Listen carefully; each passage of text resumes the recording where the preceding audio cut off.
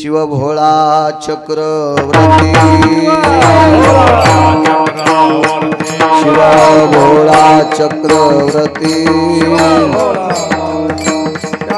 त्याचे पाय माझे चित्ती त्याचे पाय माझे त्याचे पाय माझे चित्ती त्याचे पाय माझे चित्ती त्याचे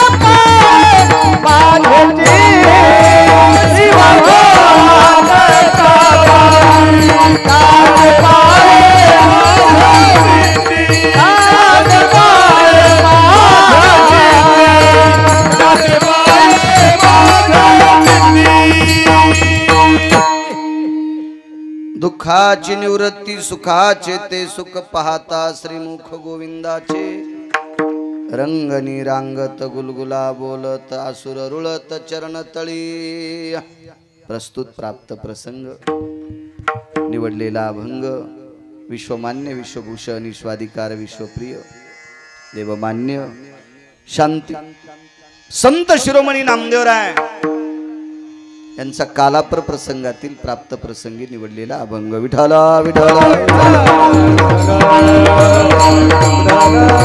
प्राप्त प्रसंगी निवडलेला अभंग माझ्या नामदेवरायांचा आहे।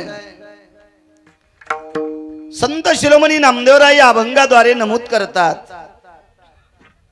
की ज्याला दुःख घालवायचं असेल त्याने विटेवरच्या मालकाचं मुख बघा पाहता श्रीमुख गोविंदाचे त्या भगवंताचं मुख बघितलं की दुःख जातं ही त्या रूपातली ताकद आहे। ते पाहण्यासाठी अडचण नाही ते पाहण्यासाठी नियमाची चौकट नाही आणि असेल तर ते नियम साधे येतं एकदम साधे परवडणारे नियम आहेत। पंढरपुरातल्या मालकाच्या भेटी करता जर जायचं असेल असे काही अडचणीतले नियम नाही ते एकदम साधे सरळ नियम आहेत।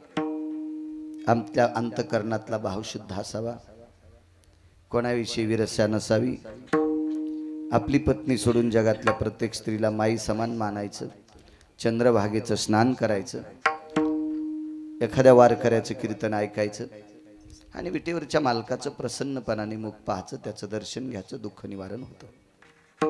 मात्र पथ्य इतकं आहे हे पथ्य सांभाळलं की त्या मालकाचं मुख बघितलं की दुःख जातं आहे कसा तर द्वापार युगातलं वर्णन केले रंगनी रांगत गुलगुला बोलत आसुर रुळत चरणतळी आता तो बघणं शक्य नाही आपल्याला आता कसं पाहू शकतं त्याला आता जर बघायचंच असेल तर तो विटेवर आहे त्याला बघा त्या काळातलं वर्णन आहे अंगणात रांगायला लागलेलं आहे गोड बोलायला लागलाय साधा आहे नामा म्हणे हाती लोणिया चावंडा गवळणी त्या तोंडा भोललिया हातामध्ये लोण्याचा गोळा आहे लोणी कोमलतेचं प्रतीक आहे आणि चित्त हे कोमल असावं असतं लोण्यासारखं मऊ निष्पाप ज्याचं चित्त आहे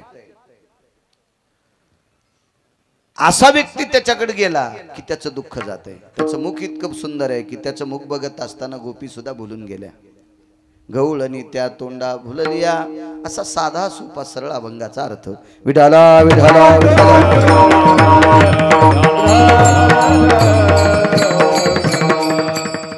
काय रूपात ताकद असेल महाराज।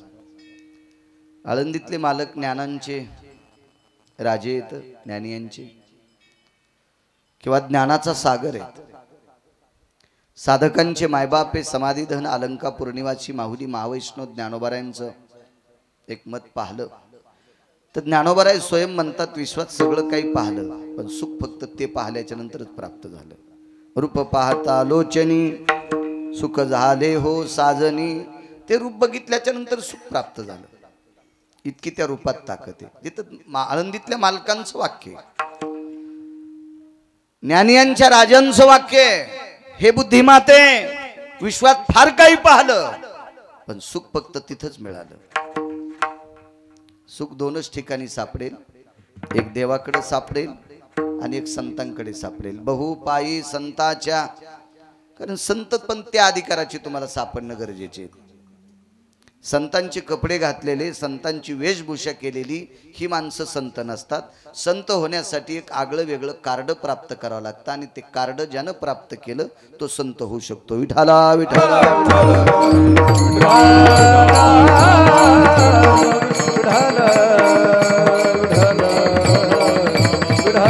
आणि त्या संतांकडे गेलं की दुःख निवृत्ती आहे.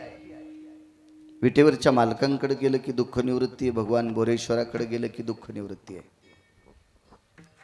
तुम्ही आम्ही सुखाची शर्ट घातलीत, तुम्ही आम्ही सुखाचा शर्ट घातलाय ना, आपल्याला वाटतंय सुख यायले. शर्ट काढा की दुःखाचाच गोळा आहे. आतून सगळं दुःख आहे. जगी सर्वायसा कोण सुखी आहे, विचारी मना तुची शोधोनी पाय. समर्थांचं वाक्य आहे की या विश्वात कोण सुखी आहे. एखाद्या राजाला वाटतं मी राजा झालो मी सुखी आहे, पण त्याला वाटतं आपल्यापेक्षा मोठं पद दुसऱ्याला आहे, ते पुन्हा दुःखी आहे. एखाद्याला मोठं पद भेटलं पण त्याला पुन्हा वाटते पुढच्या 5 वर्षाच्या नंतर मला हे भेटणच का, आता इतके माग आहे ते आपल्या राहतीलच का, याच्यातले किती बाजूला जातील, त्यालाही त्याच्या पद्धतीचं दुःख आहे. राजा दुःखिया प्रजा दुःखिया, प्रजा सुद्धा दुःखी आहे. प्रत्येक जण दुःखी आहे, त्याला काही ना काही दुःख आहे. याच्यातून मुक्त व्हायचं असेल तर पाहता श्रीमुख गोविंदाचे पुन्हा एकदा तुम्ही आशीर्वाद देत राहा. बोलण्याचा प्रयत्न करेल. मोठ्या श्रद्धेने भावयुक्त अंतकरणाने चालत असलेली ही गोडशी परंपरा भगवान बोरेश्वराचा विश्वनाथाचा महाशिवरात्रीचा पर्व काळातला उत्सव आहे. आणि या परम पावन उत्सवात याही वर्षी प्रसादाचं कीर्तन करण्याचा योग माझ्यासारख्या सर्वसामान्य व्यक्तीकडे आला, ते माझं परम भाग्य आहे. भगवान बोरेश्वराच्या चरणी साष्टांग प्रणिपात करतो, दंडवत करतो, नतमस्तक होतो. या अधिष्ठानाचे सर्व आदरणीय हरिओम बाबा एक साधं व्यक्तिमत्व. मी रात्री बोलून गेलो, अत्यंत प्रांजळ. मला असं वाटतं यांचा स्वभाव पाहिल्याच्या नंतर आमचे नवसरलेले महाराज यायला येड पण म्हणत असतील, कारण जरा जुरा टेकीतले. आता जिच्या गळ्यात जास्त दागिने आहेत का ती कमी दागिनेवालीला हळदी कुंकू देत नसती. हा तिच्या मनाचा शहाणपणा आहे का मूर्खपणा आहे तिची तिला माहिती आहे, पण माझ्या मतानं ती मूर्ख आहे.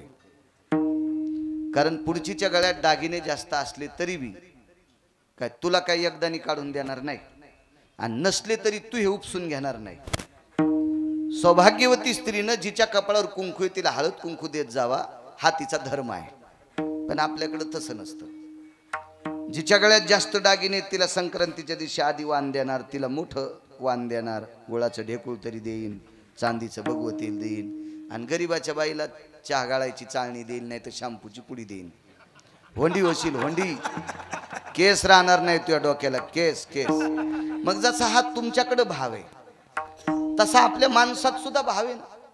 धनवंता लागी सर्व मान्यता आहे, जे की असू द्या ना, आसन धनवंताला मान्यता.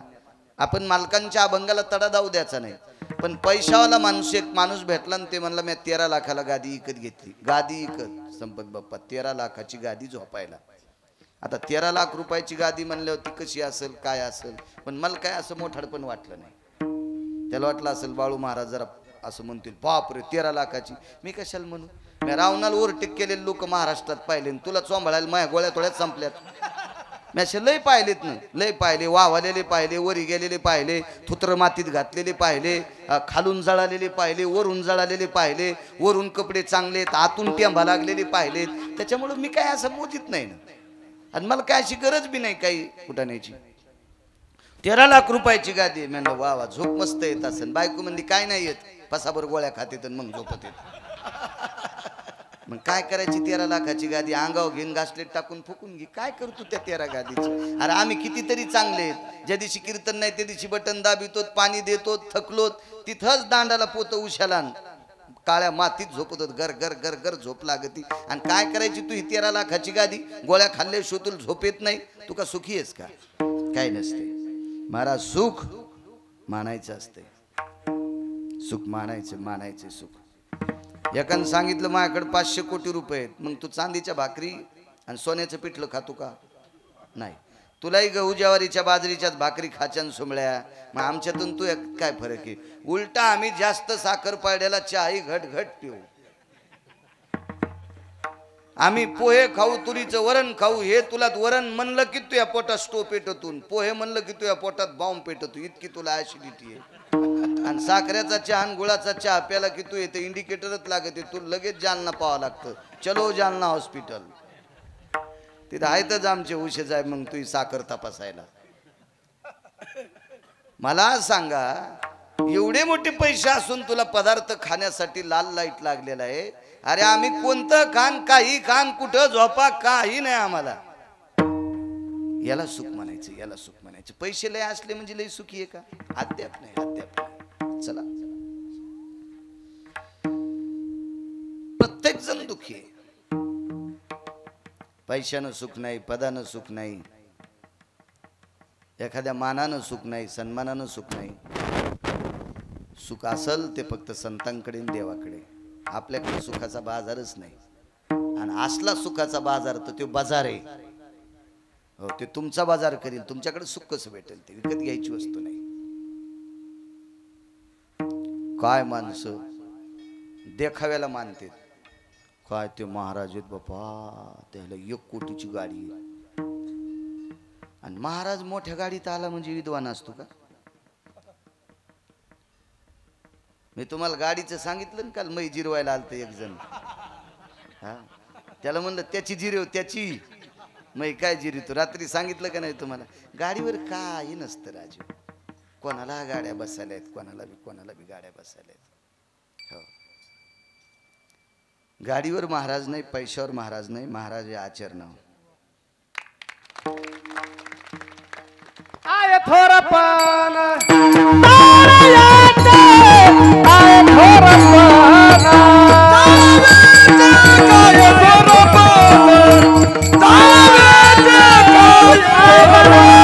भजन प्रमाण काय थोरपण ताळावे, काय थोरपण ताळावे.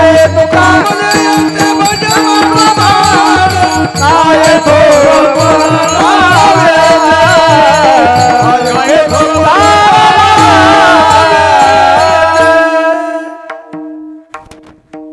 इथं सात्विकपणाला किंमत आहे, आचरणाला किंमत आहे, थोरपणाला किंमत नाही.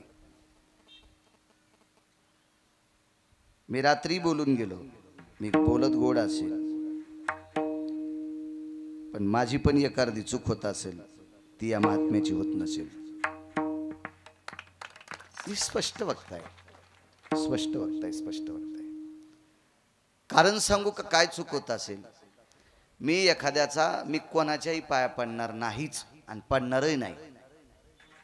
रगिले मी.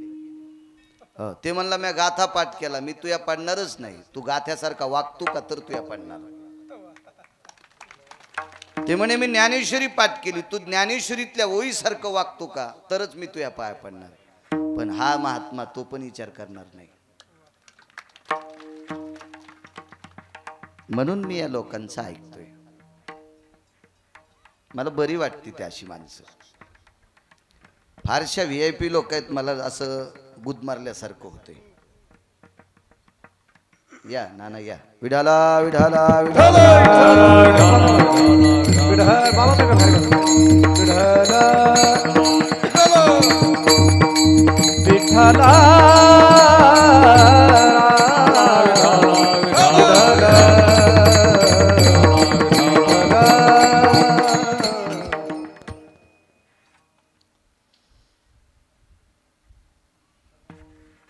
साध्या विचाराची व्यक्ती, अत्यंत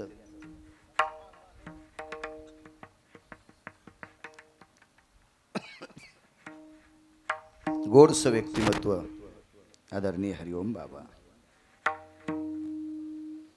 पुनश्च एकदा अशा सात्विक तात्विक सदाचारी वारकऱ्याच्या चरणी प्रणाम करतो आणि माझ्या वाणीवर अभंगावर येतो.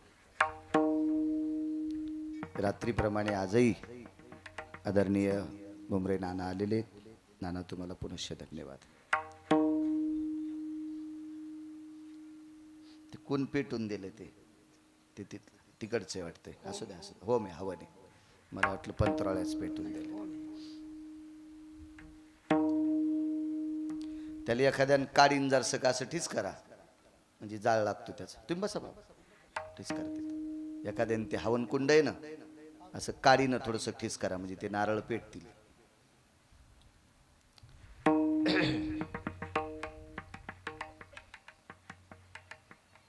आजची प्रसादाचं महाशिवरात्रीच्या पर्व काळाचा पारण्याचा आजचा प्रसाद आहे. उपस्थित पंचक्रोशीतून आलेली श्रोते जनार्दन, भगवान बोरेश्वराची साधक मंडळी, माझ्या विश्वनाथाची साधक मंडळी, तुम्हा सर्व भक्तगणांच्या चरणी साष्टांग दंडवत करतो.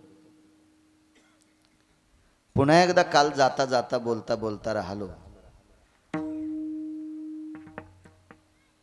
नाना राग येऊ देऊ नका. एखाद्या वेळेस तुम्ही मला मानतान आणि एखाद्या वेळेस मला काही देतान पण मला तुमच्यासारखे महाराष्ट्रात हजारो आहेत. त्याच्यामुळे मी तुमच्यापासून बाजूला गेल्यावर तुम्हाला मानील का याची शंकाही मनात आणू नका. पण अशी माणसं तुम्हाला कायमस्वरूपी मानतात इतकं मात्र लक्षात ठेवा. कारण काय होतं माहितीये का, तुम्ही आम्हाला दही आणि भात खाऊ घातला आणि अजून पलीकडच्या तालुक्यातल्यानं तू पण भात खाऊ घातला की तुमचा दही भात वड्याला गेला. मान्य करावं लागेल का नाही? कोणावर घेण्यापेक्षा आपल्यावर घ्यायचं. पण समजून घ्या मी तुमचं सांगायलो, हे बी ध्यानात ठेवा. माय काय गोळ्या संपल्या नाही इतकं येडेवानी करायला.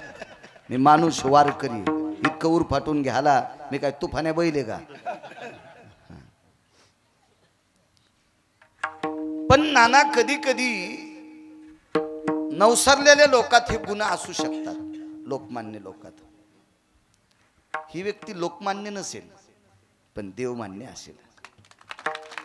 साध्या विचाराची व्यक्ती कधी कधी तुम्हालाही सांगतो आमच्यासाठी थांब जाऊ नका, पण 5 मिनिटाकरता अशा वारकऱ्यांकरता जर थांबले तर बोरेश्वरचं सुद्धा तुम्हाला कृपा करील तुमच्यावर.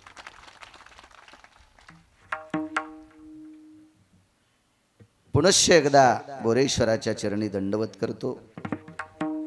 प्रकाश महाराज आहेत. एक सोबती तुमच्या वयाचं पाहिजे. आता पाले मामा वय झाले, आता वय झाले, घाशी तर म्हातार. पण ते कसं असतं आता ते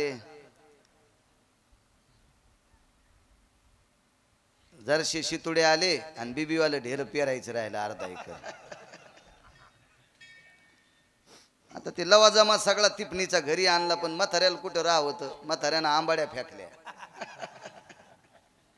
आंबाड्या फेकल्या मग फासाठी केली. आता पोरायला रागच आला, मग म्हाताऱ्यानंच कापल्या बी बडील्या बी. आता ते आलात ना ताण, मग ते फासाटीनं यानं त्यानं इतकं काय मिळ नसतं बसत ना. आता रेटी तर म्हातारं काय करणं, तर वय झालंय. त्याला गंज वाटत असेल मी प्रकाश बुवा सारखा हो, पण आता कसं होता येईल. आता तुम्ही पुढे गेले ना ते आता नसते. विढाला विढाला विढाला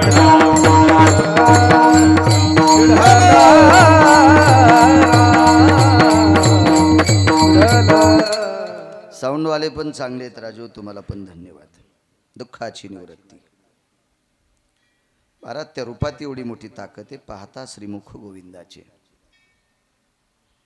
कितीतरी माझ्या ज्ञानोबा राहायचे, माझ्या तुकोबा राहायचे, माझ्या नामदेव राहायचे, माझ्या नाथबाबांचे, माझ्या सावताबाबांचे, माझ्या शेना महाराजांचे, माझ्या रविदासांचे, मीराबाई, जनाबाई, सखुबाईंचे, निवृत्तीनाथांचे, सोपानदेवांचे, मुक्ताई साहेबांचे कितीतरी पुरावे भगवंताच्या मुखाच्या बाबतीत तुम्हाला पाहायला भेटतील, ऐकायला भेटतील. काय रूपात ताकद आहे त्या.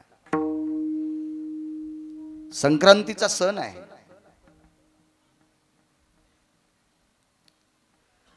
आणि त्या पवित्र सौभाग्यवती स्त्रीला संक्रांतीचा सण म्हणजे अनन्यसाधारण महत्व आहे. कारण जिच्या कपाळावर कुंकू आहे तिच्यासाठी संक्रांत ही देवापेक्षा श्रेष्ठ. कारण सौभाग्यवती आहे ना, तिचं कपाळ, तिचं वैभव. कारण कपाळावर जोपर्यंत कुंकू आहे का माझ्या माईनं तोपर्यंत 14 मान असते तिला. 14 आणि ज्या दिवशी कपाळावरचं कुंकू जातं नानाश्री त्या दिवशी एका सेकंदात 14 मान मातीत जाते. 14 मान.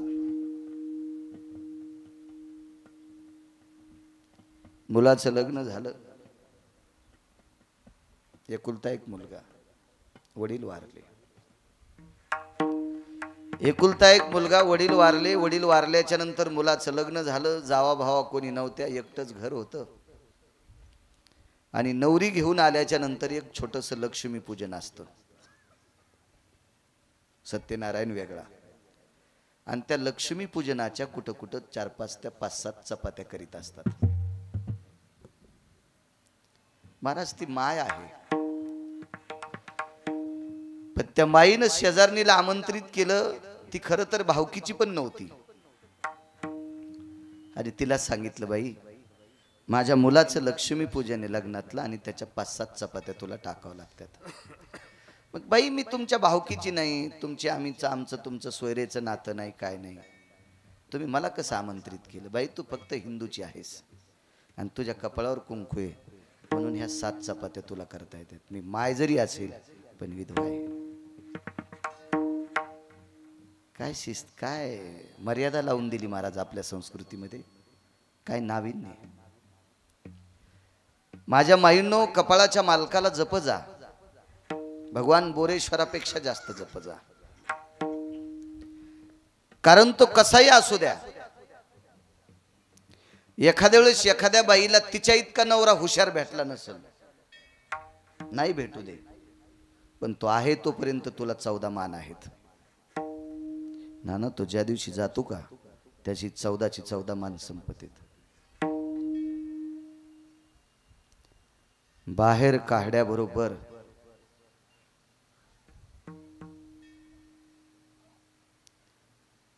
चार लोकांनी शर्ट काढावा आणि चौघांनी खांद्यावर घ्यावा आणि गाडगं हातात घेतल्याबरोबर कोणीतरी एक स्त्री येते आणि पदराच्या कोपऱ्यानं तिचं कपाळ पांढरं करून जाते. पहिला मान. आणि मशानातून पेटून यायच्या अगोदर लिंबाचा डाखळा घेऊन माणसं येतात ना, त्यावेळेला 2 मान संपतेत. पायातले जोडवे आणि गळ्यातलं मंगळसूत्र. 14 पैकी 3 मान तासाभराच्या अंतरातच जिकडं तिकडं. सामान्य ताकद नाही माझ्या माईनं तुमच्या कुंखात. फार मोठं वैभव आहे. खूप मोठं वैभव, खूप मोठं वैभव आहे. 1000 एकर जरी जमीन असेल आणि कपाळावरती कुंकू नसेल तर संक्रांतीच्या दिवशी त्या माझ्या माईला नाही जाता येणार. हो, नाही जाता येणार. रोज सकाळी जोगवा मागून खात असेल, बोरेश्वराची वारी मागून खात असेल, पीठ मागून भाकरी खात असेल, पण कपाळावर कुंकू असेल तर सौभाग्याचं वाण तिला देता येते. इतका प्रभाव तुमचा आहे माझ्या माईंनो. म्हणून जप जा मालकाला. संक्रांत 2 दिवसावर आली. बाईनं आपल्या मालकाला विचारलं रूपाची ताकद किती आहे त्या पंढरीतल्या मालकाची. पण बघ जा त्या मालकाला. एखाद्या एकादशीला, महिन्याच्या शिवरात्रीला, आठवड्याच्या सोमवारी कधी कधी या मालकाला बघायला येत जा वेळ भेटल्याच्या नंतर. असल सोमवार तर घरून डब्बा बांधायचा, त्याचं दर्शन घ्यायचं, इथंच या झाडाखाली बसून सोमवार सोडायचा. वेळ असेल तर एक आगळा वेगळा आनंद प्राप्त होईल. आपल्याला काम नाही, शेजारणीला काम नाही, दोघी एकमेक एकत्र बसल्या, तंबाखूला चुना लावला, याचे त्याचे कपडे धुत बसल्या, घरचा निरमा आणि दुसऱ्याचं धुणं धुत बसल्या. तुही सून अशीच, त्याची सून तशीच, त्याचं पोरगा असंच, त्याला इतक्यात तुरी झाल्या, त्याचा तितकाच कापूसन, त्याला इतकंच देणं. कशाला टेंबा घेऊन बसली. डोसक्यावरला मंडप पेटला, तू ह्याचा अंगावर इस्तू पडेल, कशाला लोकांची धुणी धुती. त्याच्यापेक्षा जर काम नसेल आणि वेळ असेल तर इथं याचं दूध बसा. या मंदिरातल्या मालकाचं धुणं दूध बसा. ते तुमचं जीवन उज्ज्वल करून टाकील, अख्खं जीवन तुमचं पवित्र करून टाकील. कशाला भरक्याच्या हाताला अंगाला हात लावता. जे सगळ्या अंगानं भरून माखून गेलेत नका यांच्या सानिध्यात राहू. बघा बुद्धिजीवी माणसं वेळ देत नाहीत ना कोणाला. ते त्यांच्या कामात वेळ देणार आणि रिकाम्या वेळात ते बिलकुल नालायकाला वेळ देत नसतात. बुद्धिजीवी माणसं सांगतोय. तुमचं नाही हा, नाही तुमचं वेगळं असते. तुम्हाला चांगल्यापेक्षा नालायकाला जास्त टाइम द्यावा लागतो. कारण चांगले म्हणतील नानाला गडबड होती म्हणून राम राम नसन घातला, पण भंगिऱ्या म्हणतो नाना आता आम्हाला राम रामच घालीन, दाखवतो पुढच्या पंचवार्षिकला. तुमचं राजकारणातल्याच वेगळं असतं बाबा. तुम्हाला सगळं भरक्यायचंच भेव तुम्हाला, कारण त्याची लाईनच जात नाही ना. ते कवा बोंबलते त्याचा मेळच नाही. पण बाकीच्या क्षेत्रात जर पाहतलं झालं तर बुद्धिजीवी माणसं वेळ देणार नाहीत. द्याला तर ती चांगल्याला देतील. मग आपल्याला चांगला कुठं भेटल? आपण तितके पुण्यवान आहेत का आपल्याला चांगला भेटायला? चांगला मंदिरात आहे, श्रद्धेनं त्याच्या पिंडीला प्रणाम करा आणि बसा त्याच्या सानिध्यात. 10-5 मिनिटं वेळ भेटला तर भलं करील तो. बाईनं मालकाला विचारलं, धनी स्वामी मालक, संक्रांतीचा पर्वकाळ किती वेळ आहे? सकाळचे 4:30 ते दुपारचे 2:30. इतक्या वेळात कधीही वाण द्यायचं. पर्वकाळ असतो. पर्वकाळ सांगत असते तुम्हाला आमचे लोक. या वर्षीची संक्रांत घोड्यावर बसलेली बर का, पूर्वेकडून उत्तरेकडे चालली बर का. तिचं तोंड इकडं आहे बर का, तिनं आमक्या रंगाचं पातळ घातलेलं आहे बर का, औंदा धनस्थानी वर का, राशीस्थानी वर का, असं चलत असत. तो एक पर्वकाळ आहे. पर्वकाळ सकाळचे 4:30 तर दुपारच्या 2:30 वाजेपर्यंत संक्रांतीचा पर्वकाळ आहे असं मालकानं सांगितलं. भोगीचा दिवस उजाडला आणि भोगीच्या दिवशी आपल्याकडे बाजरीच्या तिळ लावलेल्या भाकरी, वांगे, गाजर, हिरव्या हरभरे, हिरवा वटाणा,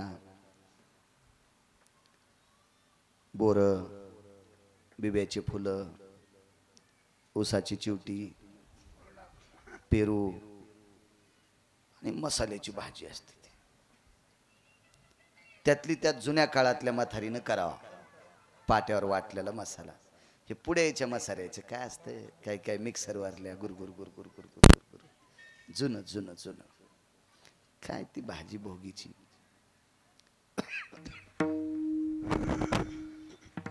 पण या घरी कपाळाला लावायला तीळ नाही, तर भाकरीला कुठून?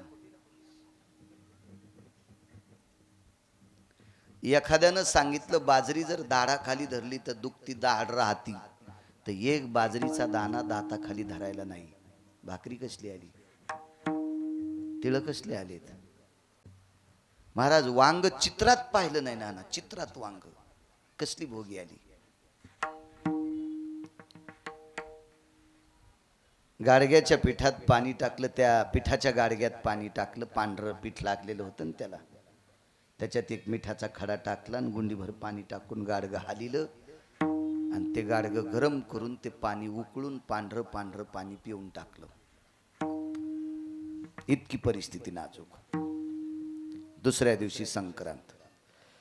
भोगीच्या दिवशी रात्रभर तुळशीपाशी भजन करीत बसली ती बाई. रात्रभर रात्रभर पोटातच काय नाही, कसली झोप येणार, कसली झोप येणार. मागच्यांचा थोडासा विचार करी जा, जीनच्या पॅन्टीवाले होत. काही नाही, तुम्हाला किती वेदांत, किती शास्त्र, किती पुराण काही सांगितलं तर काय नाही, तुमच्या डोक्याच्या वरून जाते ते. सोपा परमार्थ आहे. घरच्यांचा मागच्यांचा विचार करा. माझ्या डोळ्याने एक बाई पाहिली, 4 आण्याचे शेंगदाणे आणले. 4 आण्याचे शेंगदाणे. एकादशीचा दिवस होता.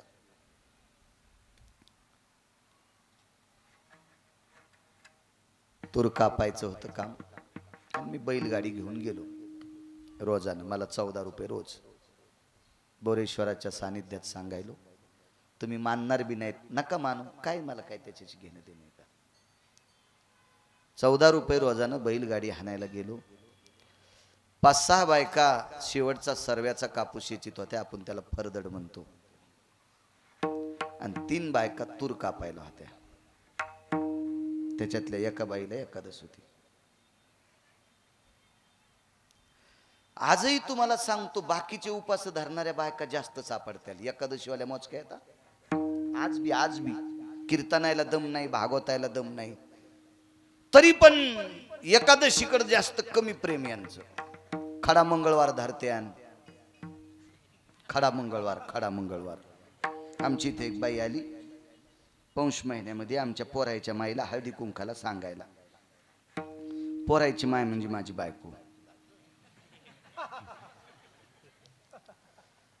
म्हणे बाई आमच्याकडे उद्याला हळदी कुंकू या तुम्ही. तर मी म्हणलं त्या बाईला चहा दूध कॉफी आग्रह केल्यावर तिनं दूध पिलं, पण उभ्यानंच पिलं. माया देखता खाली बसलीत नाही. मला थोडंसं वेगळंच वाटलं, अवघड काम आहे म्हणलं. बाईनं उभ्यानं दूध पिलं. काल दुपारचं कीर्तन सोपनराव बिडवेच्या तिथलं कीर्तन झालं संपत बाप्पा, आणि मी त्या शाळेचं बांधकाम पाहायला मला काकांनी नेलं. तर नाना त्या बांधकामावरच्या विटा आणि सिमेंटचं टोपलं देणाऱ्या बाईला कपाळाच्या पुढं टीचभर पदर होता. ती एखादी वस्तू पाहायची ना तर असं पुढं हातानं पदर करायची. गरीबाची बाई, गरीबाची, ती राजस्थानची होती. कपाळाच्या पुढं टीचभर. काल दुपारचा प्रसंग आहे. आणि आपल्या कोट्या दिवसाची बाई शेतकऱ्यानं खांद्यावर आसूड सोडल्यावर आणि पदर सोडून चलती. काय हा कीर्तनाचा पुरुषार्थ आहे? हा भागवताचा प्राप्त झालेला पुरुषार्थ आहे तुम्हाला? हे रामायण ऐकून प्राप्त केलेला पुरुषार्थ आहे? हे शिवपुराण ऐकून केलेला पुरुषार्थ आहे? नाही. तुम्हाला गुण आला तर आपला रामायण शिवपुराण भागवताचा परिणाम झाला असं समजायचं. उलट मी बोंबलाय लागलोय, दरवर्षी 4-2 बाऱ्या बोंबलतोय कीर्तनात भागवतात. बाईनी नाचलं नाही पाहिजे भागवतात, बाईनी नाचलं नाही पाहिजे रामायणात, बाईनी नाचलं नाही पाहिजे शिवपुराणात. तुम्ही म्हणताल मेला आम्हाला का बंधन करतो? तुम्ही हरिपाठ उभ्यानं करा, पावल्या खेळा, पण तुम्ही तुमच्याच पाहिजे. मग तुम्ही आमच्यात घुसला तर नाही, आम्ही तुमच्यात घुसलं की त्याचा परिणाम सांगू का तुम्हाला? खिरीतला चमचा जर कढीत गेला ना तर धकन, कढीत गुळ टाकते माणूस, धकन. पण भागवत बुवा कढीतला चमचा जर खिरीत गेला ना सारं इचकून जात. म्हणून चमच्यानं आपोआपला दर्जा सांभाळला पाहिजे. कढीतल्यानं कढीत राहावा आणि खिरीतल्यानं खिरीत राहावा. म्हणणार नाही तुम्हाला भजन करू नका, प्रचंड भजन करा, गाथा पाठ करा, ज्ञानेश्वरी पाठ करा, पण तुम्ही तुमच्या वैभवात करा, वैभवात करा, वैभवात करा. नका पदन्यास करू नका माझ्या माईंनो, नका करू. कालच्या 19 तारखेला ज्या राजाचा जन्म झाला त्यांनी तुम्हाला नाचवणाऱ्यांचा चौरंग केला माझ्या माईंनो, त्यांचे हातपाय तोडे त्या राजाने. काय पवित्र राजा जन्माला या देशाला, छत्रपती शिवाजी महाराज. त्याच्या राज्यात नकोय एका गरीबाची बाई, बांधकामावर विटा उचलणारी, सिमेंटचं टोपलं देणारी बाई एक ठराविक आकाराचा पदर घेते. आपण एवढे प्रचंड श्रीमंत असताना आपल्याला खिळा ठोकायची वेळ आली पदर अडकवायला, खिळा ठोकायची वेळ आली पदर अडकवायला. नकोय, नकोय. हा पुरुषार्थ नाही आपला, अधोगतीचं लक्षण आहे. चला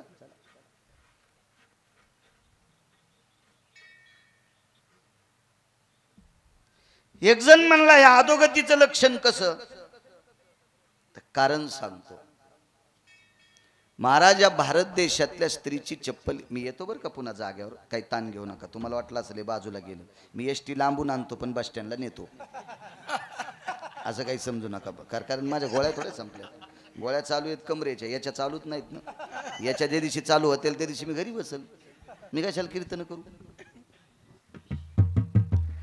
या पवित्र भारत देशातल्या स्त्रीची चप्पल म्हणजे विद्युलता आहे. आकाशातली चप्पल आहे. विजे विजे विजे.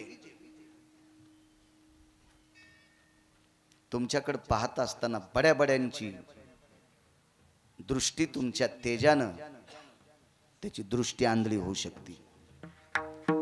पण ज्या दिवशी तुमच्यातली एक श्रीमंताची स्त्री नवरदेवाच्या पुढे वरातीत नृत्य करते, त्यावेळेला एखाद्यानं लग्न केलं नसेल ना तर त्याला सुद्धा वाटतंय आपण संसारात पडाव काय.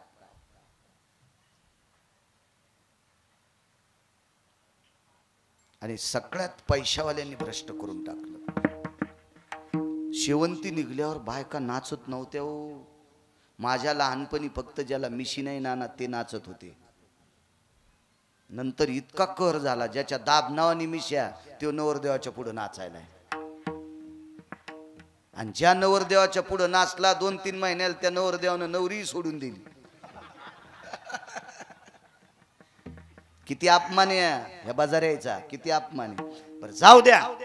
तारुण्यामध्ये आज मोठ्या मोठ्या शहरामध्ये फिरत असताना, कुठं कीर्तनाच्या निमित्तानं जात असताना प्रचंड श्रीमंताच्या बायका नवरदेवाच्या पुढे नाचतात नाना. काय वाटत असेल पापी लोकांची दृष्टी त्यांच्याकडे बघत असताना काय वाटत असेल. पुन्हा एकदा सांगतो, तुमची चप्पल म्हणजे आकाशातली विद्युलता आहे. विजे विजे चप्पल आहे. पण ज्या वेळेला तुम्ही मर्यादा सोडता त्यावेळेला प्रत्येकाचा पाहण्याचा दृष्टिकोन तुमच्याकडे पापात्मक दृष्टीने असतो. हे किती पण लक्षात ठेवा. ऐका गिरगावच्या बाळ्याचं, मी तुम्हाला पारतंत्र्यात राहा म्हणत नाही, स्वातंत्र्यात जगा. फक्त आचरणाच्या बाबतीत तुमची चौकट खराब होऊ देऊ नका, तुमचं कवर खराब होऊ देऊ नका.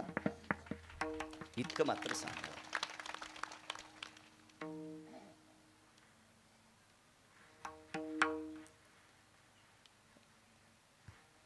साधी वायू एकीला एकादश होती फक्त. इथपर्यंत आलतो ना. 4 आण्याचे शेंगदाणे आणलेले होते. 4 आण्याचे 1 छटाकभर शेंगदाणे होते त्यावेळेला. 4 आणे छटाक. फार जुना दिवस आहे. योगायोगानं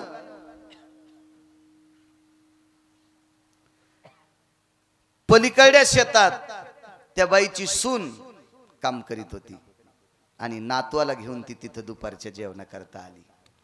आजीनं छटाकभर शेंगदाणे काढ्याबरोबर अर्धी छटाक शेंगदाणे नातवानं खाल्ले. आजी नाही म्हणली नाही. नारदांच्या गादीवर बसून बोरेश्वराच्या सानिध्यात बोलतोय नाना, तिनं दुपारची तूर पोटाला कपडा बांधून कापली. दुपारची तूर 2च्या नंतर तिनं पोटाला एक धुडकं बांधलं पिळा करून, पोट आवळलं आणि मग तूर कापली. कारण तिला भूक लागलेली होती. अर्धी छटाक शेंगदाण्यात दिवसभर तूर कापायची. ज्यांच्या पॅन्टीवाल्यांनो त्या माईकडे बघा, त्या आजीकडे बघा, त्या बापाकडे बघा, त्या आजोबाकडे बघा, त्या पंजोबाकडे बघा. यांनी या परिस्थितीत दिवस काढून आपल्यासाठी प्रॉपर्ट्या कमवल्यात. नका कीर्तनकाराच्या पाया पडू, पण त्यांच्या पडा. ते तुमच्यासाठी देव आहेत, ते तुमच्यासाठी बोरेश्वर आहेत, ते तुमच्यासाठी पांडुरंग आहेत. काय देईल तुम्हाला कीर्तनकार. एक जणाचं मी मोबाईलवर ऐकलं, आमच्या ड्रायव्हरच्या मोबाईलवर. म्हणला मी अमख्या जातीतला कीर्तनकार आहे, मी अमख्या जातीतला कीर्तनकार आहे. म्हणलं तू स्टँडर्ड भिकारी आहेस. तुला इतका जातीचा गर्व आहे तर घरी बसणं पप्याच्या माईपाशी. कशाला भिकार चोट बाहेर फिरायला. लाज वाटायला पाहिजे तुला सांगायला की मी अमख्या जातीचा आहे, मी असा दर्जेदार आहे. कोणी कोण दर्जा निघला तू. रोज 2 गावचं खातू भिकार चोट. बाळू महाराजानं शहाणपणात त्या दिवशी बोलावं हरिओम बाबा की त्यानं घर सोडून घर. आज बोरेश्वर संस्थानचं खाला की संध्याकाळी दुसऱ्याच गावचं खाला की उद्या तर तिसऱ्याच गावचं, उद्या संध्याकाळी चौथ्याच गावचं, आणि त्यांना सांगावं अरे बेकार छोटेस तू इतकं कशाला गर्वानं बोलतो. मी रात्री सांगितलं संप्रदायात गाडी घोडी जात पैसे आदला प्रॉपर्टी ही नाही, इथं आचरणाचं कार्ड पाहिजे. त्यानं बघ बघ करायचंय. असे तर लय वाहवले, मोठे मोठे गेले वाहतन झिंजुन घुसले गावात. हे नको सांगू दिवाळ्या. बघा रात्रभर भजन केलं बाईनं, इथपर्यंत आलतो ना. तुळशीपाशी भजन केलं, दुःखाची निवृत्ती सांगतोय. फारसे काले ऐकले तुम्ही. गिरगावकराचा जरा यागळा ऐकायचा. वासरं सोडे, वघारं सोडे, रूपकाची भाषा आहे, अलंकाराची भाषा आहे. अतिशोक्ती अलंकाराचं लक्षण मागच्या अवतारात जास्त होतं, पुढे कमी होतं. वेणीची दाढीची गाठ बांधली, ज्ञात आहे सगळ्यांना, प्रत्येक जण सांगत आलाय, त्याबद्दल काही दुमत नाही. कधी कधी हे ऐकण्याचा प्रयत्न करा. सकाळी 3:30 वाजता समुद्र स्नान केलं.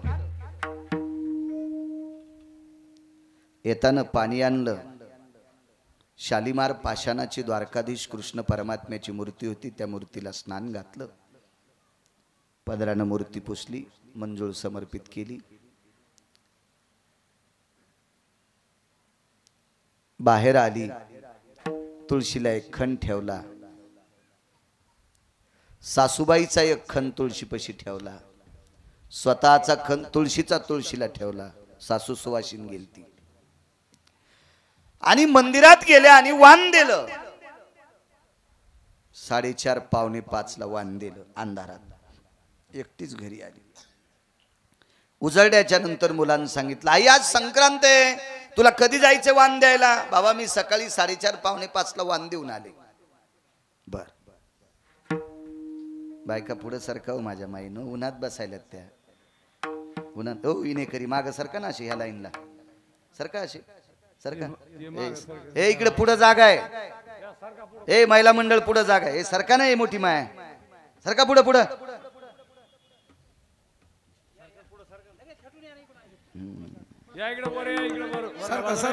सरका सरका. मी का तुम्हाला जाताना नारळ तोडत मागणार आहे? सरका पुढे सरका. या या या.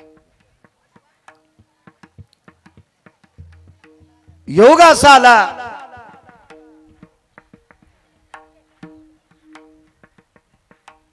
आई तू अंधारात वाण देऊन का आली ग?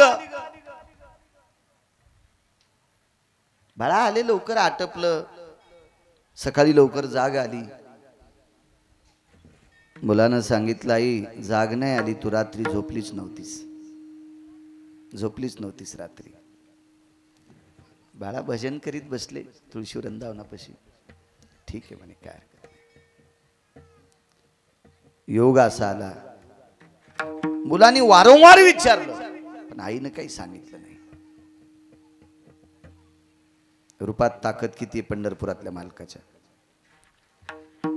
मुलानं हाच प्रश्न आपल्या बाबांना केला. बाबा मी गेल्या 2-3 दिवसापासून आईला विचारतो तू अंधारात एकटी वाण द्यायला का गेली? किती मोठ्या बायका 4-4, 5-5, 10-10 जणींचा जमाव होऊन त्या जातात, समूहानं जातात, भारीच्या साड्या नेसतात, अलंकार वगैरे नसू द्या आपल्याकडे, भारीच्या साड्या नसू द्या आपल्याकडे, दागदागिने नसू द्या बाबा, पण आईनं एखाद्या तरी बाई सोबत जायचं एकटी का गेली असेल? कारण महाराज तो असा बाप होता, त्या बापाकडे उत्तर होतं, पण उत्तर सांगताना वाणीत ताकद नव्हती याच्याकरता सांगितलं नाही. वाणीत ताकद याच्याकरता नव्हती की परिस्थिती इतकी नाजूक होती की ही नाजूक परिस्थिती तोंडातून काढण्यासाठी हृदय डबडबलं असतं, म्हणून तो बाप बोललाच नाही. त्यानं सांगितलं बाळा तुझा काय प्रश्न आहे तुझ्या आईला विचार. संक्रांत बायका वाण देतात ना, मग बाबाला विचारू नको, आईला विचार. एके दिवशी त्या मुलाचा हट्टन त्यानं विचारलं आई मला सांग ना ग, सांग ना. त्या आईनं सांगितलं बाळा वाण द्यायला तुझ्या काकी सोबत गेले असते, शेजारनी पाजारनी सोबत गेले असते, त्याबद्दल काही विषय नाही, दुमत नाही. पण प्रश्न असा आहे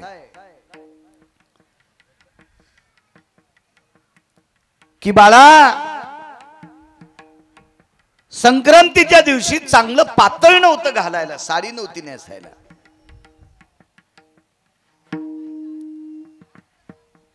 आणि दोन्ही मांड्यावर साडी फाटलेली होती.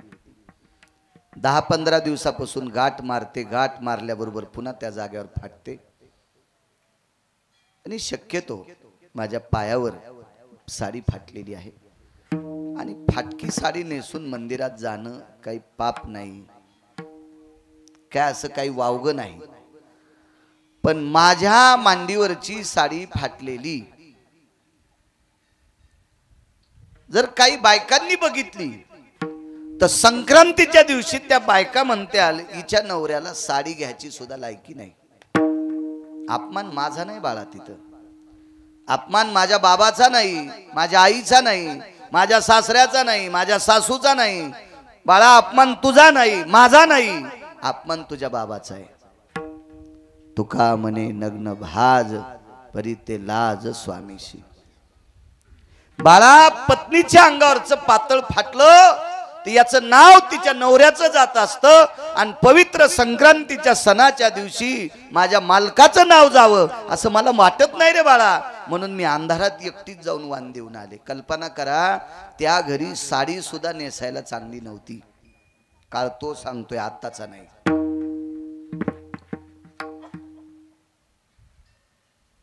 संक्रांतीच्या दिवशी जर बायकांसोबत वाण द्यायला गेली असती ती माऊली, तर किमान सुपारी इतका तरी तिळाचा लाडू आला असता. सुपारी एवढा तरी कोणी दिला असता.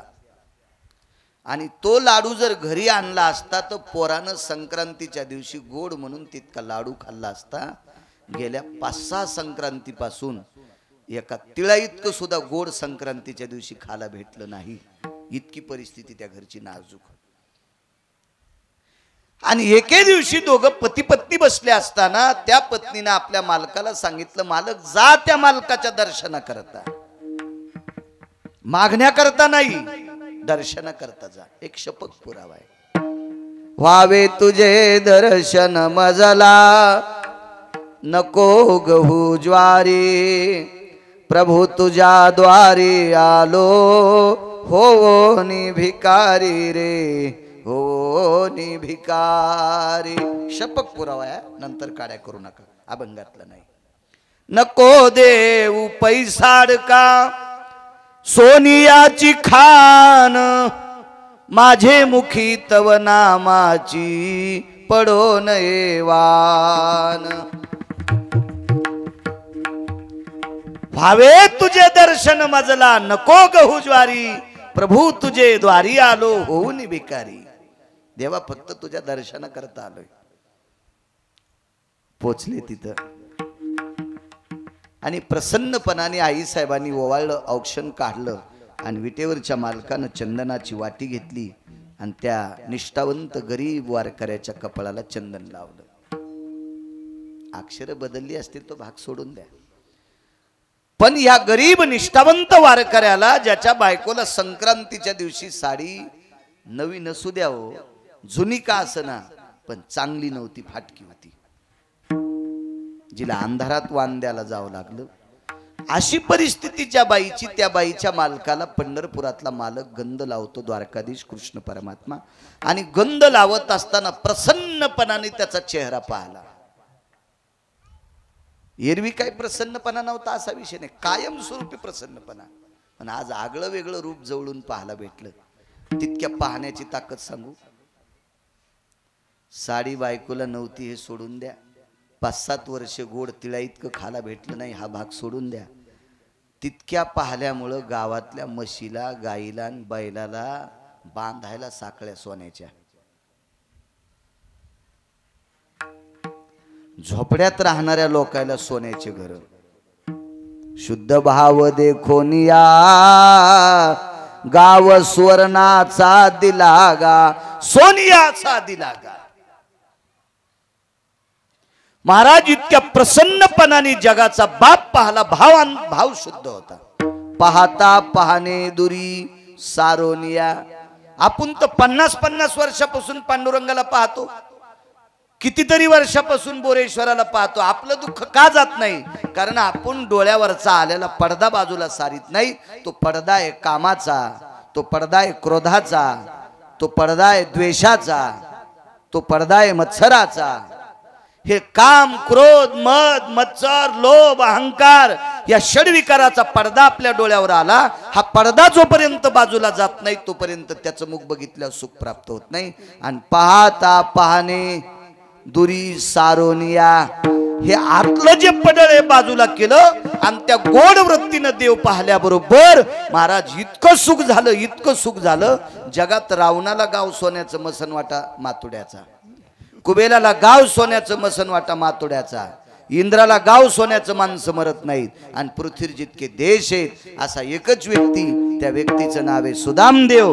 गावही सोन्याचं आणि मसनवाटाही सोन्याचा. हे फक्त त्याच्या पाहण्यातली ताकद आहे. म्हणून मालक पहिल्या कडव्या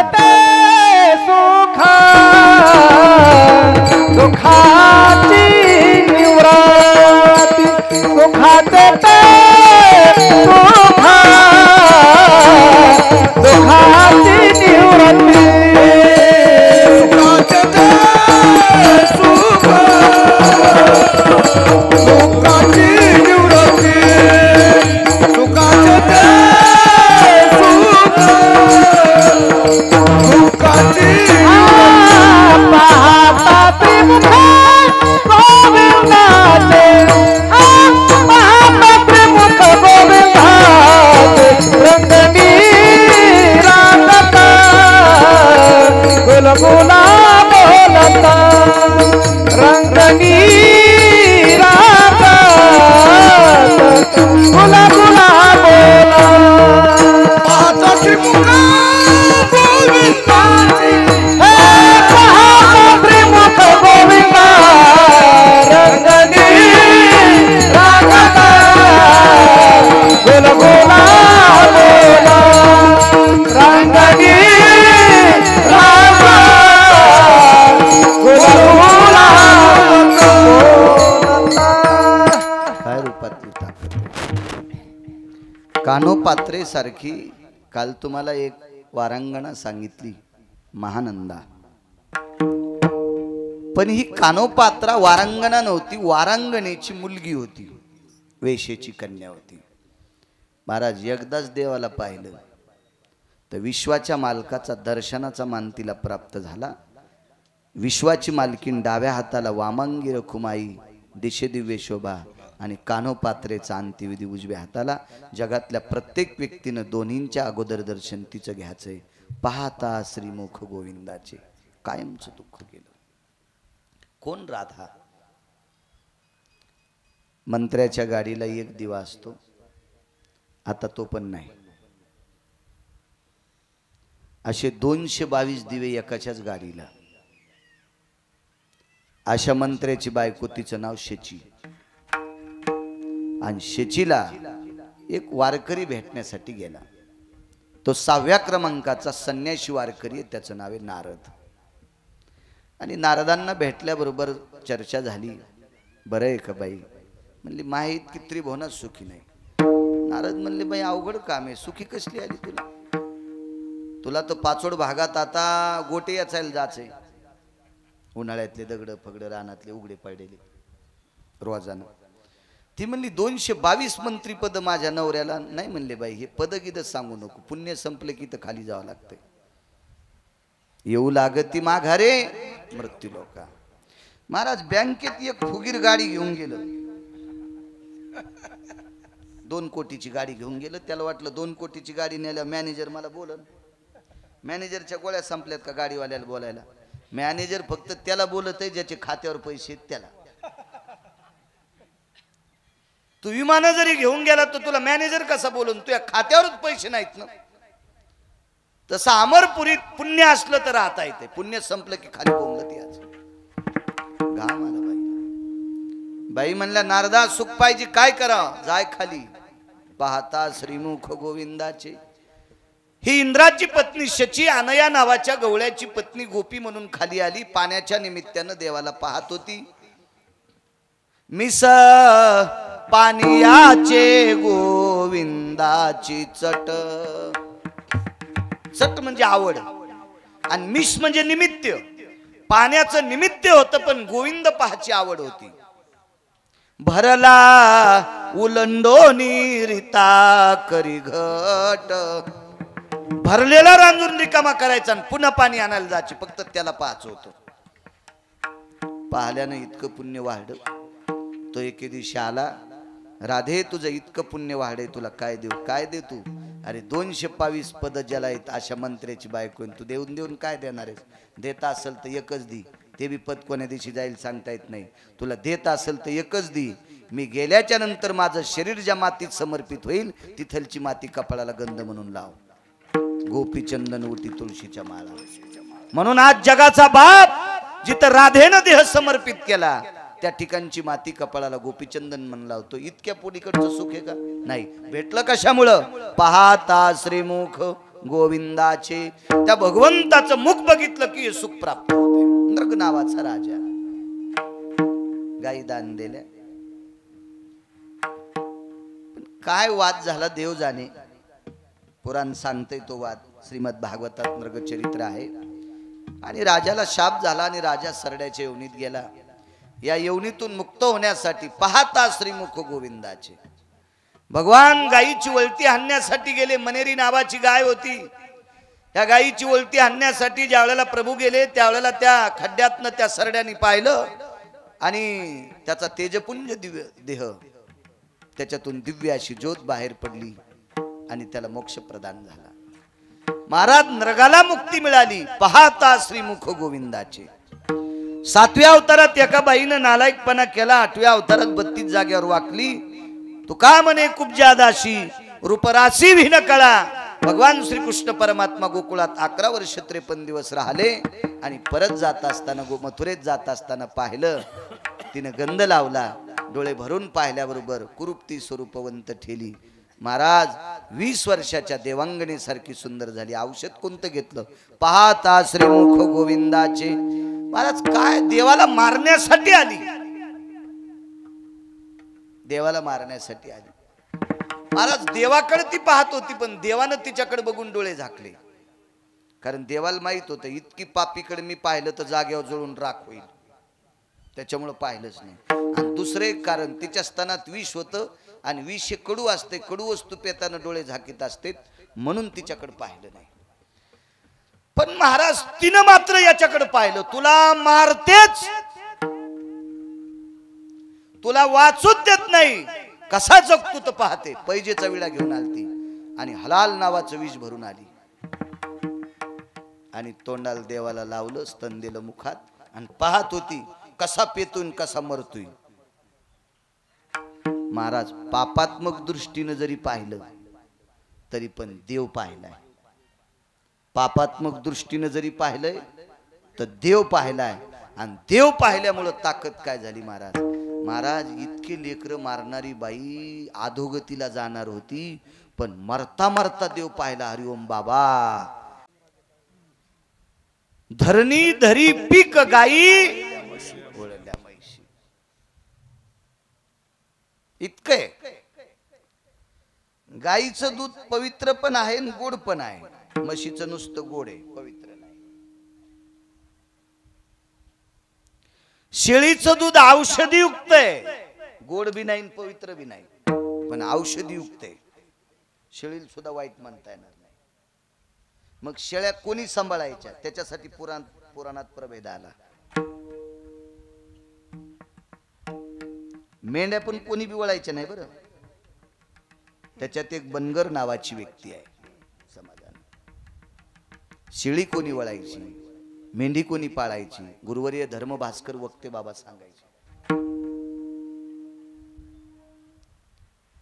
80 एकर जमीन तरी कोंबड्या पापा पापा ती ती ती ती पापा पापा ती ती ती ती आणि गाय एक पण नाही. वैकुंठवासी स्वर्गीय साहेबराव महाराज कोठाळकर सांगायचे. भेट नव्हते दादा कोणाला, भेट नव्हते. 80 एकर जमीन, गाय नाही गाय दारात आणि कोंबड्या पापा पापा ती ती ती ती पापा पापा या या या मसाल्याची भाजी केली तुम्हाला, या पाट्यावर मसाला वाटला आणि मसाला वाटायच्या आधी नेमकीच कोंबडीनं त्याच पाट्यावर कार्यक्रम केला. असं स्वर्गीय वैकुंठवासी कोठाळकर दादा म्हणायचे. गाय असं तुम्हाला इथून पुढचं जर जगणं, आपल्या भविष्यातले आपले नातू पंतू जर सुखानं राहावेशी वाटत असतील तर किमान बरं चाललंय त्याच्या दारात एक गाय असावा. महाराज उठतो की शेतकऱ्यावर सुटतो माणूस. आमचे महाराज शेतकऱ्यावर सुटायलेत, पुढारी शेतकऱ्यावर सुटायलेत, व्यापारी शेतकऱ्यावर सुटायलेत, डॉक्टर शेतकऱ्यावर सुटायलेत, शिक्षणातले शेतकऱ्यावर सुटायलेत. शेतकऱ्यानं गायी पाळावा. आणि तू 1 कोटीच्या बंगल्यात राहिला सुंबळ्या, तुझ्या दारात जर एक गाय असली तर तू बंगला तुझ्या बोकांडी पडन का? मी बी कोठाळकर दादाच्या जवळचाच आहे ना, लांबचा नाही ना, मला काय भीती वाटत नाही. बंगला काय याच्या बोकांडीवर पडन का? का बंगल्या सगळं फुकून द्यायचंय तुला? पाळणं एखादी गाय. अरे शेतकऱ्याच्या सोयाबीनच्या भावाचं मात्र झालं, काही मेळ नाही त्याला. हो आता तर 15-20 दिवस शिष्य चालूच नाही. आणि कशी गाय सांभाळायची त्यानं? पर त्यानंच गुत घेतलं का? तो मोती तयार करायला, ऊस तयार करायला, गहू ज्वारी पिकवायला, बस झालं नाही इतकं. तू गाय सांभाळणं बंगल्या पुढे एखादी.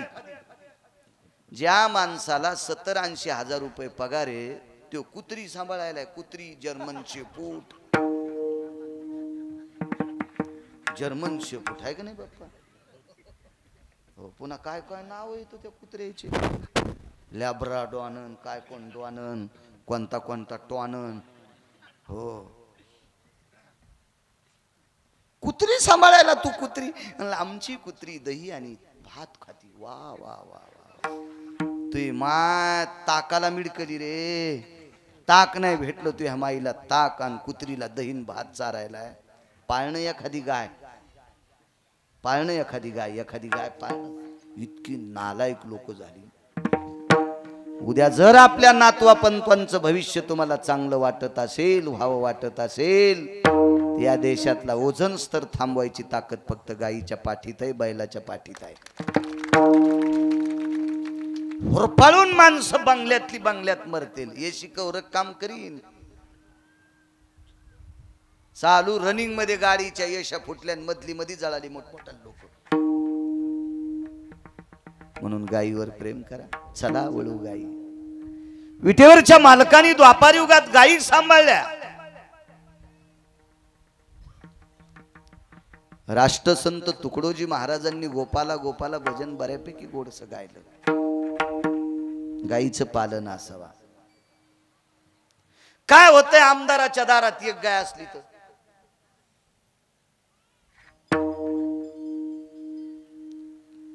40-40, 50-50 कोटीच्या गाड्या आहेत ना आमदाराच्या दारात.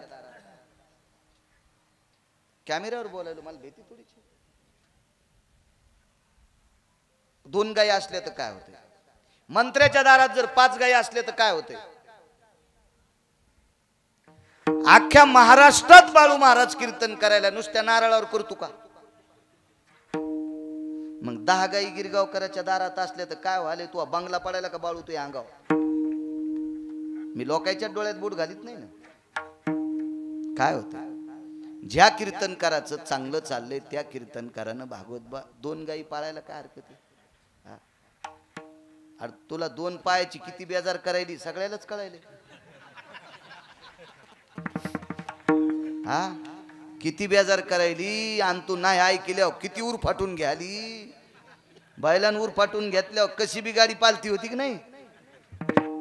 ही संसाराची गाडी सुद्धा उर फाटायली का नाही? अरे तिचाही मेंदू शांत होण्यासाठी शुद्ध गाईचं दूध खाऊ दे. तिलाही लाज वाटन, तिला नवरा कळन, तिला लेकरायची अस्मिता कळन, मुलीची अस्मिता कळन. पाळणं गाय चांगलं ज्या पक्वाद्याचं चाललंय त्याने एक गाय पाळायची. ज्याचं बरं चाललंय त्यानं बरं का. हा छान. हा हो घरी संघ कोण म्हणालो ती का पकवादाच्या दवालीला बांधायची काय. ज्या व्यापाऱ्याला परिसरातले 5-25 गाव त्याच्या दुकानावर माल किराणा भरीत असतील, औषधं घेत असतील, त्याची मेडिकल असेल, खता औषधाचं दुकान असेल, किराणा असेल, अजून कोणतं दुकान तालुक्यातली बऱ्यापैकी लोक त्याच्या दुकानावर माल घेत असतील, त्या व्यापाऱ्याकडे 2 गायी असल्या तर काय व्हाले. सगळं शेतकऱ्याकडे नका लुटू. काय त्यानं तुमच्या बापाचा ठेका घेतला नाही, तुमच्या माझ्या बापाचा. आपली काय जहागिरी आहे का त्या शेतकऱ्यावर. आपण नुसतेच का ऊसातले डुकर कोणीकडे बी जिकडे वाट भेटन तिकडे सोयी. इकून फटाका वाजला की तिकडं, तिकून फटाका वाजला की इकडं, ऊसाचाच रागडा. अरे दाता आलेला डुक्कर कुठला.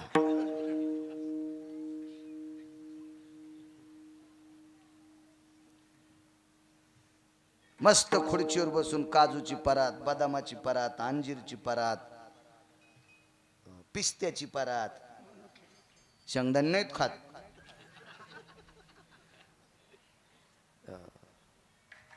असा जर वैभवशाली महाराज असेल आणि त्यानं जर 10-5 गायी पाळल्या तर काय होईल. त्याची खुर्ची खालून जळन का. नुसतं शेतकऱ्यावर लुटू नका राजे.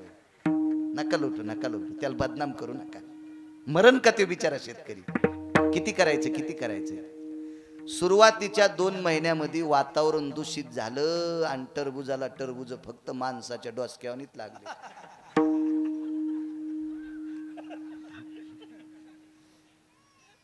₹2.5-3 त्याला कुत्र विचारीनं आणि त्याला म्हणतात गाय सांभाळा. लाजा वाटायला पाहिजे भडव्यायला. विठाला विठाला विठाला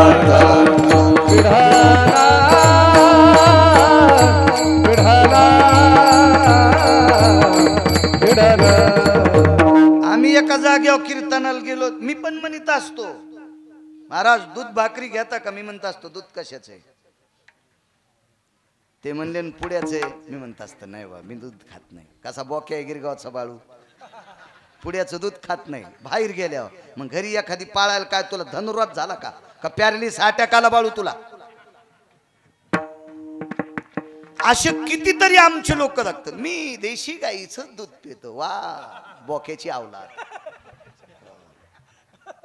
त्या घरी गाय आहे का देशी गाईचं दूध प्याला. बाहेर वजन हाणतू. बोलायचंय कोणी बोलायचंय. सगळ्यांना चोंभाळूनच बोलायचं का. गुण कोणाला येणार आहे. आमचा सुद्धा तितकाच अधिकार आहे गाई सांभाळण्याचा. महाराज निसर्गाला आम्ही सुद्धा जबाबदार आहेत. आम्ही सुद्धा गाई सांभाळायला पाहिजे. तर लोकांना बोलावा. म्हशीचं दूध असलं तर चहा करा. घरच्या गाईचं दूध असलं तर चहा करा. जर्शीचं असलं तर करू नका.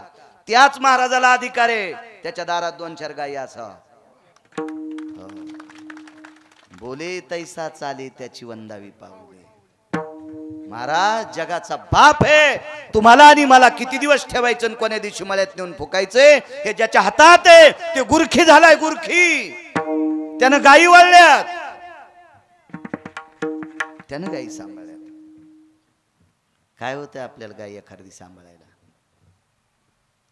एक गाय 2 एकर रानातला दोष संपून टाकते. 2 एकर रानातला. तिचं 12 महिन्याचं शेण संपत बाप्पा एका गाईचं जर रानात टाकलं ना 2 एकर मध्ये तर शेतातला जेवढा दूषितपणा आहे ते दूषितपणा कायमचा संपून टाकण्याची ताकद 3 वर्षापर्यंत ती ताकद ठेवती. शेणाची ताकद 3 वर्षापर्यंत जमिनीत टिकून राहते. एक गाय मालकानं गाई वळल्या. आणि गाई वळत असताना एका विद्वानाला गर्व झाला. त्यानं गायीचे वासरण गोपाळ चोरून नेले. दुःखाची निवृत्ती सांगतोय. स्वतःला वैभवशाली अपूज्य ठरले होते मृत्यू लोकात. अपूज्य. पुष्करच्या व्यतिरिक्त पुष्करला पण मंदिर नव्हतं. आणि जगातला 1 नंबरचा विद्वान चतुर बुद्धिमान ज्याने हे हरामासाचे गाडगे तयार केले तो सत्यलोकातला मालक विधाता ब्रह्मदेव. आणि या ब्रह्मदेवानं वासरं आणि गोपाळ चोरून नेले. जशाला तसे वासरं गोपाळ हा नवलाचा पुरुषार्थ आहे. पण सेवकानं सांगितलं जा ते जे वासरन गोपाळवर येत तेच खाली येत. मग ब्रह्मा हंसावर बसून आले आणि भगवंताला कळंबाच्या झाडाखाली पाहिलं. आणि पाहिल्याच्या नंतर 19व्या दिवशी पुष्करला प्राणप्रतिष्ठा झाली. त्यावेळेला बोरेश्वर भगवंतानी ब्रह्मदेवाला विचारलं, मृत्यूलोकात तुमचं मंदिर नव्हतं, पुष्करला तुमचं मंदिर झालं, औषध कोणतं घेतलं? पाहता श्रीमुख गोविंदाचे. महाराज द्वारकाधीश कृष्ण परमात्म्याचं गायी वळताना चेहरा पाहिला. तर 19व्या दिवशी पुष्करला मंदिर झालंय. हे ब्रह्मदेवाचं दुःख घालवायची ताकद महाराज त्या प्रभूत आहे. त्या प्रभूचं रूप किती सुंदर असेल. महाराज माझ्या बोरेश्वराला दुःख झालं. कोणतं दुःख? या पृथ्वीवर पाप्यांची संख्या जास्त वाढली. म्हणजे पुण्यवाना इतकी नव्हती, पण थोडीफार वाढली. आणि तुम्ही एक लक्षात ठेवा, एक इदुशी माणूस 100 लोकांना खराब करू शकतो किंवा बेजार करू शकतो. 100 लोकांना एक सडका कांदा डालभर कांद्याची ताकद नाही त्याला दुरुस्त करायची. पण तुम्ही जे विशिष्ट प्रकारचं औषध जर त्याच्यावर नाही टाकलं तर त्याचा रस बाकीच्या कांद्याला लागल्यावर डालभर कांदे सडवायची ताकद आहे. आता एक औषध निघले ते तेच सडतून असा चोपतो, असा नुसता जागच्या जागेवर चोपतो, बाकीच्या याला सडीत नाही. पण ते औषध टाकावं लागतं. बरं ते औषध फुकट भेटत नाही. हरिओम बा, नाही तर ते औषध नका टाकू. जर गोणीभर कांद्यातला तुम्हाला औषधाला कांदा उरला डोळा शाकायला, इसब चावल्यावर पाहिला कांदा घाशीत होते. इसब नाही कळायचा जीनच्या पॅन्टीवाल्या. इसब आणि ढेकणं तुमच्या काळात गेलेच. हो, नाही तर सुंबाच्या आडहात ढेकणं आणि इसब गाईच्या बैलाच्या कोठ्यान थांबायचे. ढेकण तरी जरा बेजार करतो. इसब 3-3 दिवस खाजवायला येतो. 3-3 दिवस इसब. हो, चाण्या माणसाला येड करीतो इसब. कवा बी सुरूच कार्यक्रम, कारकोर कारकोर कारकोर कारकोर कारकोर. आणि 3 दिवस खाजीनं संपल्या, 4थ्या दिवशी मग कातड लाल पडत आहे का नाही, चापझुई चापझुई चापझुई सुरूच करते. हा, ते इसब चावल्यावर कांदा घासीत होते. कांदा जरा बरं होत होतं. तर गोणीभर कांद्यातला एक कांदा इसबाला लावायला पण सापडायचा नाही. एक कांदा. दूषित माणूस. 1.5 कोटीच्या गाडीमध्ये 15 माणसं बसले. संध्याकाळची वेळ आहे, बाथरूमला उतरले. एकाचा पाय भरला. ड्रायव्हरनं सांगितलं एअर कंडिशनर गाडी आहे 1.5 कोटीची, पण वास सुरू झालाय. कोणी म्हणलं ए पाय निर्मळे. ड्रायव्हर म्हणला तुमचा निर्मळे, पण कोणाचा तरी एकाचा भरलाय. एकाचा जरी घाणीनं पाय भरला आणि भागवत बुवा, तर मधल्या 14 लोकायला त्याचा त्रास आहे. एअर कंडिशनर गाडी आहे ना. नासका माणूस एक बऱ्याच लोकायला बेजार करू शकतो. एक नालायक बऱ्याच लोकांना बेजार करू शकतो. बऱ्याच लोकांना मला दुरुस्त करण्याची ताकद.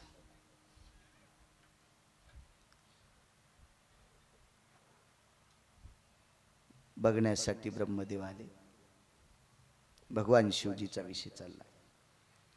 काही नालायकांची संख्या वाढली. कंस किती होते? एकच. आखी मथुरा बेजार नाही केली, मथुरेचा परिसर सुद्धा बेजार केला. कालयवन किती होते?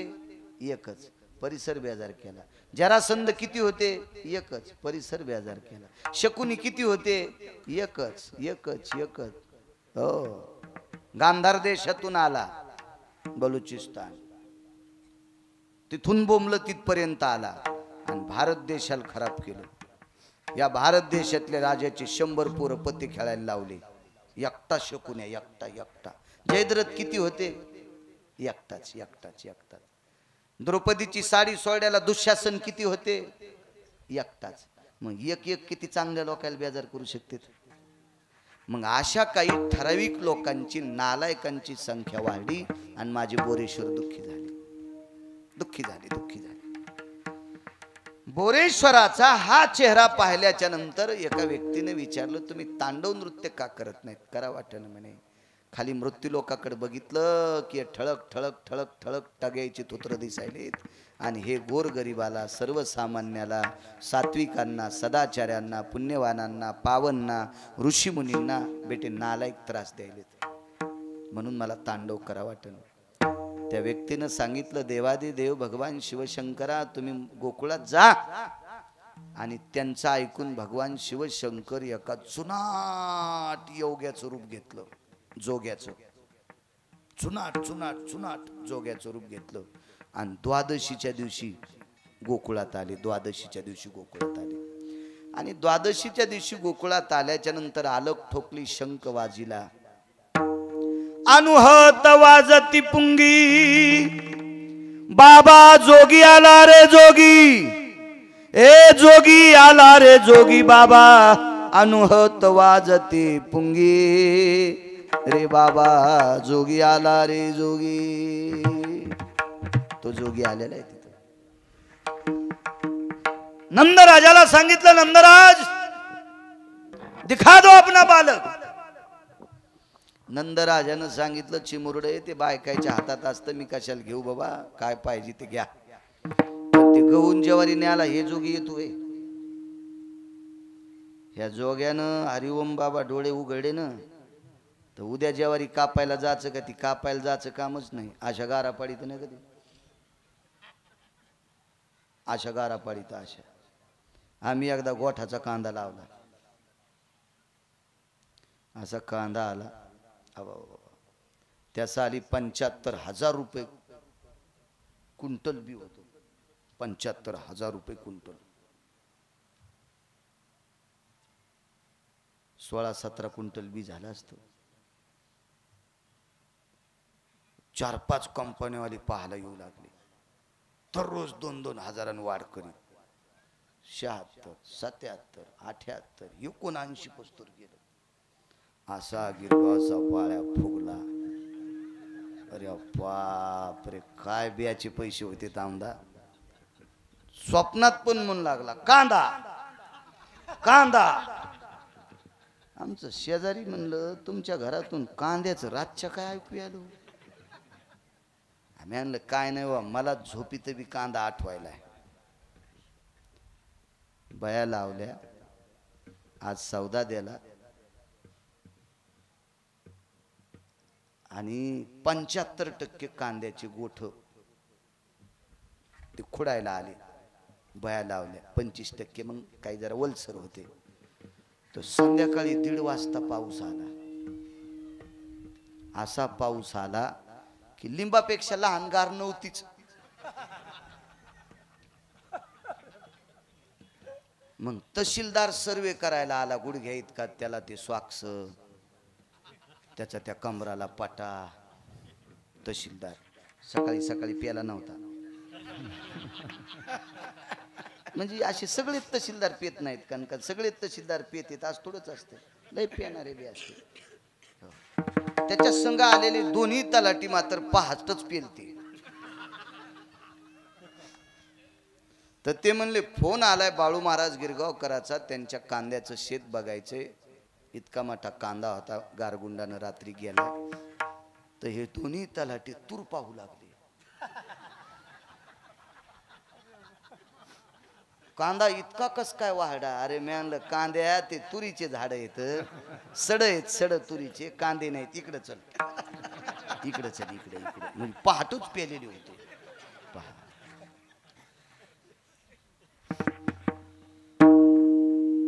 आयुष्य ज्यानं जीवनभर गळ्यात माळ घातली, 10-5 एकर जमिनीत तो रक्ताचा घाम करून टाकतो. या भारत देशातल्या जनतेला जगण्यासाठी गहू ज्वारीचे मोती तयार करतो. त्या वारकरी शेतकऱ्याला सकाळी 6ला पेणाऱ्याच्या पाया पडावं लागते. दिन 7-12. शोकांतिक आहे, शोकांतिक आहे. ढवळ्या कपड्यावाल्यानं जरासं जपलं पाहिजे, शेतकऱ्याला जपलं पाहिजे. महाराज, या देशाचा शेतकरी जर जगला तर या देशातला शाकाहार जगल. हरिओम बाबा, वारकरी होण्यासाठी तुळशीची माळ गळ्यात लागती आणि तुळशीची माळ सांभाळण्यासाठी गव्हा ज्वारीच्या भाकरी लागतात. आणि गव्हा ज्वारीची भाकरी तयार करायचा कारखाना पुढाऱ्याकडे नाही, मंत्र्याकडे नाही, महाराजाकडे नाही, डॉक्टराकडे नाही, वकिलाकडे नाही, प्राध्यापकाकडे नाही, व्यापाऱ्याकडे नाही, शेतकरी राजाकडे. म्हणून या देशातली प्रकाश बुवा माळ जर टिकवायची असेल तुळशीची, तर ती फक्त शेतकऱ्यात ताकद आहे. आणि माळ म्हणजे शाकाहार, आणि शाकाहार म्हणजे वारकरी संप्रदायाचा आहार आहे, सनातन संस्कृतीचा आहार आहे. तो आहार जिवंत ठेवायची ताकद फक्त शेतकऱ्यात आहे. पुढाऱ्यानं सुद्धा त्यांना जपलं पाहिजे, शेतकऱ्याला आम्ही सुद्धा जपलं पाहिजे. तर आम्हाला साहेब आवडतो पाय पडून 500 रुपये देणारा, आम्हाला शेतकरी कुठं आवडतो. पण बुवा तुमचा पक्वाद ऐकायला, बुवा तुमचं गायन ऐकायला, गिरगावच्या बाळूचं कीर्तन ऐकायला सगळे साहेबच नसते, शेतकरी पण असते. आणि गोरगरिबाची संख्या जास्त आहे म्हणून गिरगावच्या बाळूला किंमत आहे. सगळी मोठाल्याची संख्या मोजकी असते, मोजकी असते, मोजकी असते, बारीक संख्या आहे. महाराज या सर्वसामान्य जनतेमुळे आपल्या 3 लोकांना किंमत आहे, आपल्यालाच नाही, या पुढाऱ्याला सुद्धा या गरिबाईमुळेच किंमत आहे. हे मधला वर्ग आहे ना, कोण्या दिवशी झटका देईन त्याला सांगता येत नाही. हे इमानदारीनं काम करतो हा बारका वर्गच, आणि बारक्या वर्गामुळे पुढारी सुद्धा खुर्चीत बसते. म्हणून त्यानं शेतकऱ्याकडे बघितलं पाहिजे. समोर जरी पुढारी नसतील तर याच्यावर ऐकतील ना, ऐकतील ना, याच्यावर ऐकतील ना. कारण या विश्वातला सर्वात मोठा पावन प्राणी कोण असेल तर शेतकरी राजा आहे.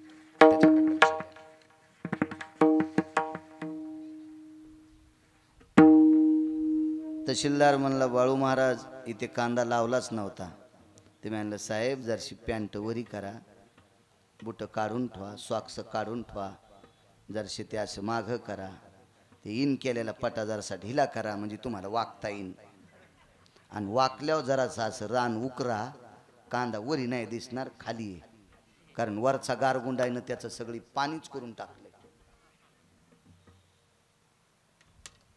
कोणात ताकद आहे इतका मोठा कांदा मातीत घालायची या मालकाच्या डोळ्यात. आणि हा मालक गहू ज्वारी मागायला कशाला येऊ? वंब्या येऊ द्याच्यात का न येऊ द्याच्यात त्याच्या हातात ते पाणी ठुणं न ठुणं. काय टरबूज लावले मागच्या आठवड्यात, इरी अशा झाल्या. मागच्या 15 दिवसा म्हणले महाराज पाणी हालच न, 2-2 मोटरायला हालच न, पाणी हालच न. आणि आता सौर ऊर्जा लावलं तरी टरबुजाच्या बुडाला थेंब जाईच ना, बुडात काहीच नाही, काहीच नाही. टरबूज कापल्यावर ढवळ सिबीत कापसावानी तरी 2 रुपये किलो पडली. कारण ते वायर टाकल्याची तर पैसे भेटावं, ते प्लॅस्टिक आथरल्याची. ही ताकद त्याच्यात आहे, त्याच्यात ताकद आहे महाराज. गरीब प्राणी शेतकरी, ज्याचं उघड्यावर दुकान आहे तो माझा शेतकरी राजा आहे. तो गहू ज्वारी बाजरी मागायला नाही आला, मी तुमचा मुलगा पाहायला आलो. शेवटच्या टप्प्यात बोरेश्वरानं सांगितलं नंदराज तुमचा मुलगा आणि मी मित्र येत. नंदराजाने विचार केला, पांढरी शुभ्र दाढी झालेला जोगी आहे आणि आपलं पोरग काल परवाच आहे, मित्र कसे असतील? जोगी दिसतो विचित्र, त्याला 3 नेत्र, चर्म वेगळे नाही वस्त्र, मनवी तुझा मित्र बाळा जो रे कुलभूषणा, निजबा नारायणा बाळा जो रे कुलभूषणा. योगी आला से विश्रामा, निजबा नारायणा बाळा जो रे कुलभूषणा. काय योगी आहे महाराज? ए योगी दिसतो विचित्र, विचित्र आहे, जटाधारी आहे, डोक्यावर गंगा आहे, नाही वस्त्र, अंगावर कपडा नाही, मनवी तुझा मित्र बाळा जो रे. यशोदा म्हणते बाळा, आणि तो योगी म्हणायला मी मित्र आहे तुझा. बाळा जो रे निजबा नारायणा बाळा जो रे कुलभूषणा, निजबा नारायणा बाळा जो रे. मित्र आलाय तुझा. खत खत खत खत हसू लागलो, पाळण्यातलं पाय फेकू लागलो, हात फेकू लागलो, अंगठा चोखू लागलो, पायाचा अंगठा चोखू लागलो, मुठी चोखू लागलो. प्रसन्न मी कधी पाहिन त्या जोग्याला. पदरात बांधून आणलं आणि जोग्याला दाखिलं कैलासावर आले तांडव नृत्य केलं तांडव नृत्य भगवान शिवजीनं केलं आणि तांडव नृत्य पंढरपुरातल्या मालकानं द्वापार युगात कालियाच्या डोक्यावर केलंय तांडव गती मुंडन पर नाचत गिरिधारी तांडव